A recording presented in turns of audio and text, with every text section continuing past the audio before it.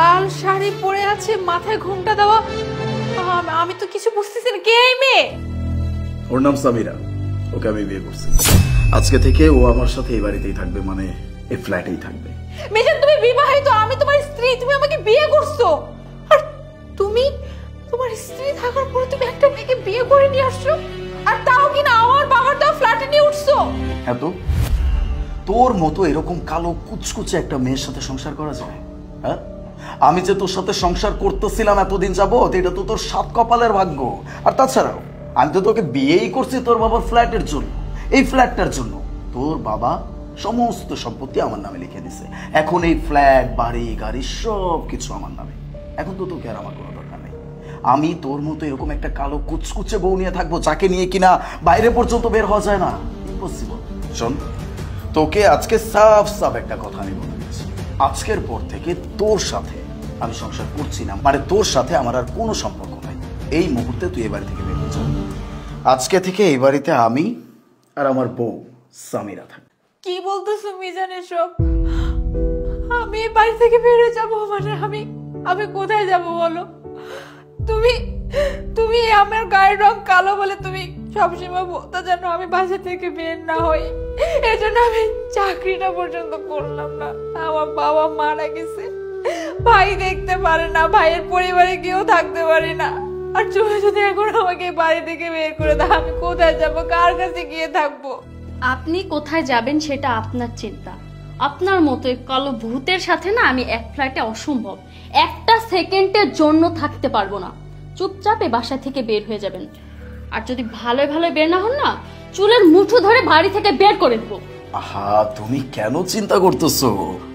চলে যাবে, আর যদি না যায় তাহলে কিভাবে বের করতে হয় সেটা আমার খুব ভালো করে জানা আছে। কি শুনতে পাসনি আমার বউ কি বলছে? তোর মতো এরকম কালো ভূতের সাথে এক ছাদের নিচে সে থাকতে পারবে না। আর আমার বউ যেটা চায় সেটা তোমার অবশ্যই পূরণ করতে হবে। সো এই মুহূর্তে এই বাড়ি থেকে বের হয়ে যাবে। যদি না চাস তাহলে কি বলছে শুনতে পেয়েছিস তো? সো এই মুহূর্তে এই বাড়ি থেকে তুই চলে যাবি। তোর এই চেহারা আর এক মুহূর্তের জন্য আমি দেখতে চাই। যা। খেয়াল করো তোমার বউ যেন এই বাসা থেকে একটা জিনিস না নিয়ে যায়। এই বাসা থেকে যদি একটা কুটিনাটি হারিয়েছে না, তোমার খবর আছে। আর হ্যাঁ, কালকে সকালে এই ফ্ল্যাটটা তুমি আমার নামে রেজিস্ট্রি করে দেবে। আবার বলতে আমার বউ যা বলবে, মানে তুমি যা বলবা সেটাই হবে। জান কিরে, যাস না কেন? যা। মিজান, তুমি আমার সাথে কাজটা একদমই ঠিক করো না। আমার গায়ের রং কালো বলে তুমি আমাকে আজ কিভাবে দূর দূর করে তাড়াই দিলা। একটাবার এই চিন্তা করলে না এই মেয়েটা কোথায় যাবে, কিভাবে থাকবে? আর এই যে তোমার বউ বললো না যেন আমি বাড়ি থেকে যাওয়ার সময় যেন কিছু না নিয়ে যাই, আমি এই যে এক কাপড়ে বের হয়ে যেতেছি। তবে মিজান, একটা কথা তোমার আজকে বলে যেতেছি, কেউ যদি কারোর সাথে অন্যায় করে না, তার শাস্তি তাকে দুনিয়া থেকে পেয়ে মরতে হয়। তুমি আমার সাথে এত বড় অন্যায় করলে না, শাস্তি তুমি পাবা। এই শাস্তি পেয়ে তোমাকে মরতে হইবে। তার আগে না আল্লাহ তোমার মরণটুকু দিবে না।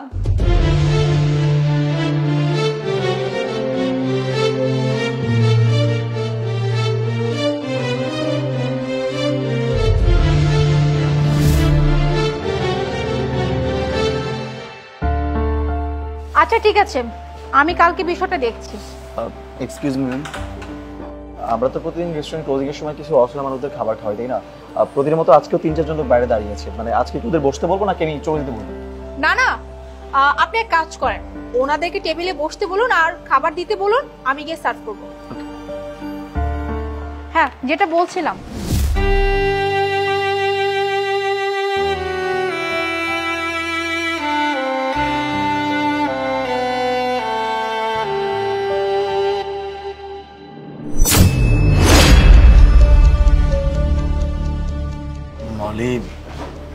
তুমি এত বড় রেস্টুরেন্টের মালিক? মলে? আপনি কে? আমারে চিনতে পারতেছো না? আমি তোমার স্বামী মিজান। আমার স্বামী? আমার স্বামী তো বহু বছর আগেই মারা গেছে। আর আপনি যদি মিজান হয়েও থাকেন, তাহলে এই মিজান হচ্ছে একজন বিশ্বাসঘাতক, যে মানুষটাকে আমার বাবা বিশ্বাস করে তার হাতে তার মেয়েকে তুলে দিছিল, এমনকি তার যত সয় সম্পত্তি, বাড়ি গাড়ি, ফ্ল্যাট সবকিছু তার নামে করে দিছিল। অথচ এই মানুষটা কি করছে? এই মানুষটা শুধুমাত্র কালো বলে তার বউটাকে রাস্তায় ছুঁড়ে ফেলে দিছে, যখন কিনা এই মানুষটার সব থেকে বেশি দরকার ছিল তার সাপোর্ট। কিন্তু ওই যে গায়ের রং কালো, তার তো বরাবরই পছন্দ ছিল সুন্দর সুন্দর মেয়ে, সুন্দর চামড়ার মানুষ। তাই সে তার বিয়ে করা বউকে কোনো কিছু না ভেবে রাস্তায় ছুঁড়ে ফেলে দিয়েছে। একটাবার এটা চিন্তা করে নাই যে এই মানুষটা কিভাবে থাকবে, কিভাবে বাঁচবে। আর আজকে আসছে স্বামী বলতে। তো মিজান সাহেব, আপনার সেই সুন্দরী বউ কোথায়? হ্যাঁ, যার জন্য আপনি এত কিছু করলেন, আর আজকে আপনি এইখানে ভিখারিদের সাথে কেন? আপনার তো আপনার সুন্দরী বউকে নিয়ে কোনো 5 স্টার থাকার কথা, তাই না? সবই আমার কর্মফল। আমি তোমার সাথে যে অন্যায়টা করছি, এই অন্যায়ের শাস্তি এখন আমি পাইতেছি। কালা বউ আমার দরকার নাই, কিছু আমি তোমার ছাইড়া দিলাম। সুন্দরী বউ নিজের ঘরে তুললাম। সুন্দরী বউ ঠিকই পাইছি, ভালো মানুষ পাই। সেই সুন্দরী বউ কি করছে শুনবা? আমার ব্যবসা বাণিজ্য, বাড়ি ঘর, টাকা পয়সা সবকিছু নিজের নামে কইরা নিয়া গুন্ডা পান্ডা দিয়ে আমার মাইর খাওয়ায় রাস্তায় পালা রাখছে।